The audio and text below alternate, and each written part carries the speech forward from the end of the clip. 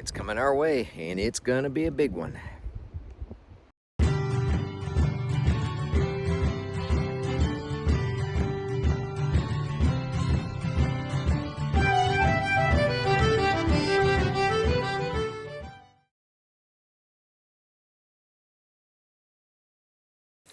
Hey friends, welcome back to the Renewed Homestead. Ben here. Well, you know, I don't sell doom and gloom on this channel. I don't tell you, go buy this now before it's too late, or do this or do that. Well, I'm not selling anything, but I do want to give you a little bit of a warning that I'm understanding you're not hearing in the regular news. We have a big storm coming at us, and for those of you like, well, fantasy movies, if you've seen The Day After Tomorrow, the big polar vortex that sweeps down and freezes all in North America, and Americans are all fleeing and trying to get into Mexico. Well, from what I understand, this couldn't be too far removed from that.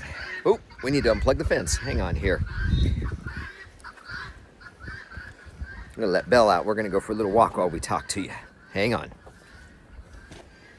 All right, so yeah, I mean, we're not gonna freeze solid into a giant block of ice, but there is a storm coming down from Canada all the way down, and this thing is through the middle of America and all up and down the East Coast, and it's going to hit us here in North Carolina. But they are saying that we could potentially get temperatures down into the negative 30s. Possibly, I saw one report saying negative 40. I don't know about that, and we are praying we don't get that because our animals here are not acclimated to that. Speaking of animals, here's the boys. So, what do we want to talk about? Well, like I said, I understand that the news isn't really picking up on this, and we're still a little bit far out. We're talking about January 9th, 10th, and 11th, and the week basically around that. But it's going to be cold, and you know, we can handle negative 10 here. Do we like it? No, but the animals can handle it.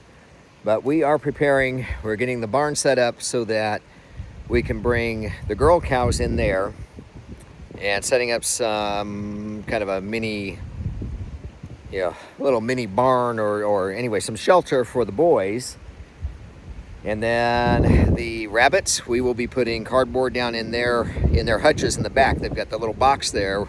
We'll put cardboard down because it's wire mesh underneath, so the wind can't come up in. We'll put a bunch of straw in there so they can burrow in. They'll be fine. They don't mind cold. We just, we don't want to push it. But I want to talk about it in terms of what we're dealing with.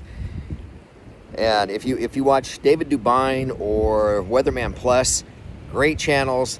They are very, very accurate. They use all the reporting tools and kind of combine those together and look at what we're facing. And they admit, I mean, maybe this storm won't get that bad, but if it does, you guys need to be ready too. Because if it's all up and down the eastern board and the Midwest, typically, you get a storm like, say, Hurricane Helene, whatever. Power can be borrowed from other states. Well, if it's all up and down, there's not going to be any extra electricity to go over and share. So what are you going to do if you are without power for, say, a week? If the lines freeze up and break, sorry, I'm watching my chickens over here, then what? Your house is without power, now what?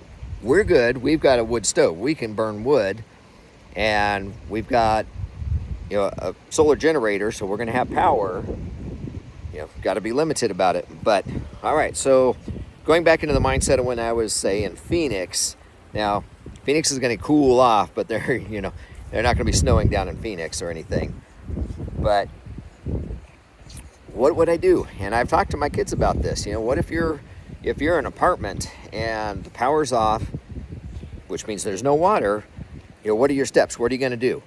Well, first and foremost, I've told them if there's ever the inkling of something bad going down, fill your bathtubs with water, grab any totes, Rubbermaid totes, buckets, whatever it is, fill everything up with water that you can, because especially in the desert, I mean, you know, I know that's sideways here, especially in the desert, you know, water is life, and it is going to be out here too, but you can't flush toilets without water. So what I would suggest is fill your tubs, but I also get at least two 5-gallon buckets of water, set them next to the toilet where you can use a plastic cup or whatever to fill the tank and flush it.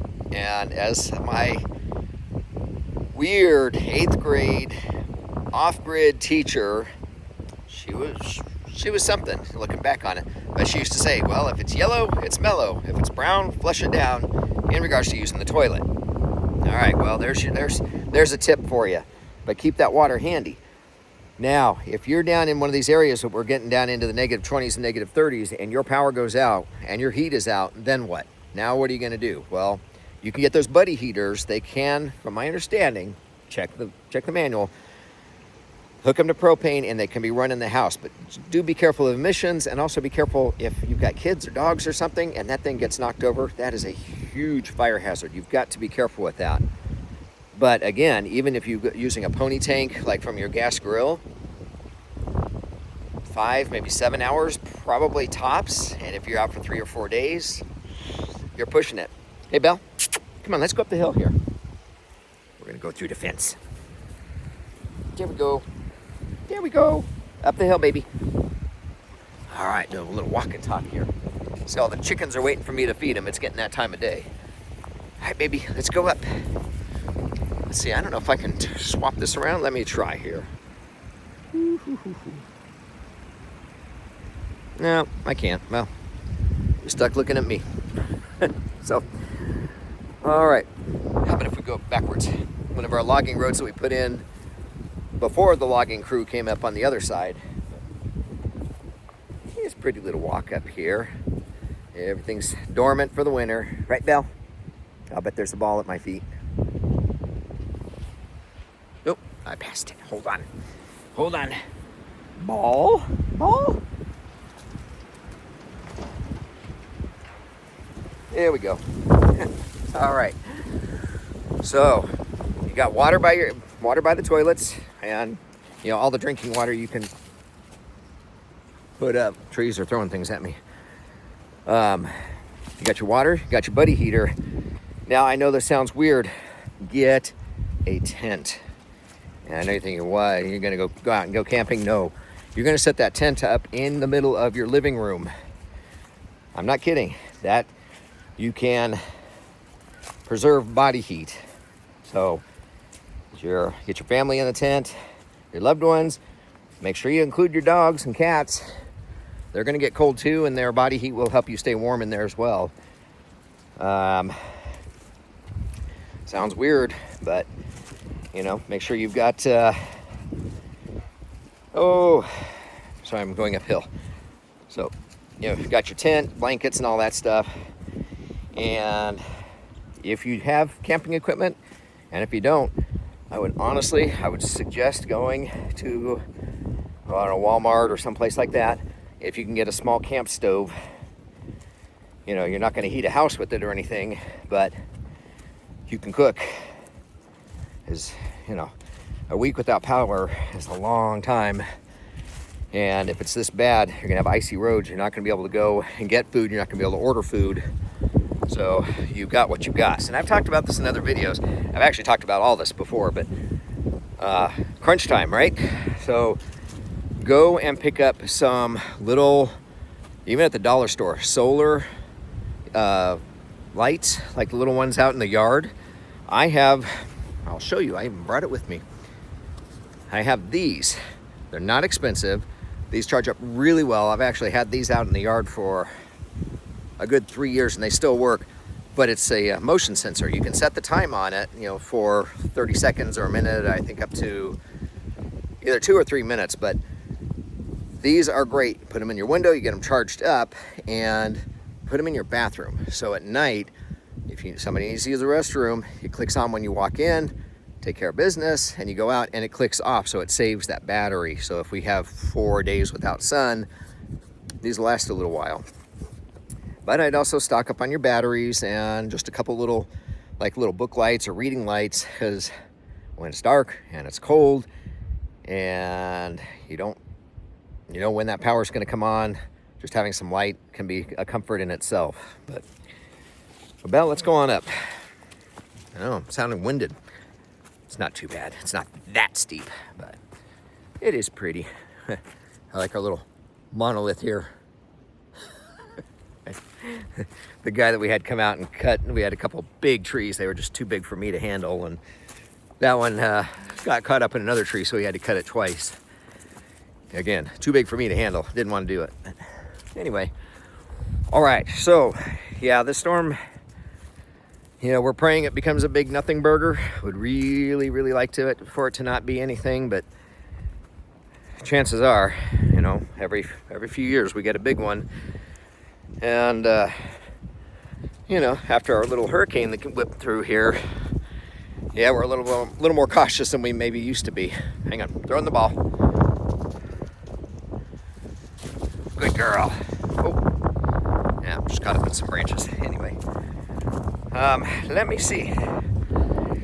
It's New Year's Eve. You know, I don't make resolutions. Like, I had to go get the car inspected for tags yesterday, and it's like, the only resolution I've ever held up is 50 years ago. I resolved not to make resolutions, and I've stuck by it. I like it. So, anyway, all right, well, from not even near the top of the mountain, let me spin you around here for a little look. Here's Belle. But even in winter, it's pretty. There you go. All right, well, put in the comments if you know about this storm, if you're worried about the storm, what you've done to prepare for this storm. Because remember, we're a community here. We're trying to help each other. So I know there's a million things I could list, but those are some quick fixes that I would do now. And we picked up some straw for, like I said, for the rabbits and stuff. They have extra there because they know about the storm, and they know they're going to be inundated with people coming in and buying all the straw they can to protect their animals. So don't be that last guy 2 days before the storm. There won't be supplies. So I know, doom and gloom. Do it now. Buy it now. You must do it now. No, just be ready and take care of yourselves and your family. You know we're praying for you, and we appreciate the prayers. And let's all pray this storm just blows by with minimal damage and minimal losses. So, all right, everybody. Well, Happy New Year. Take care. God bless. See you on the next video. Bye. Hey, give us a thumbs up. And you can find us at Rumble. Bye. Make it so.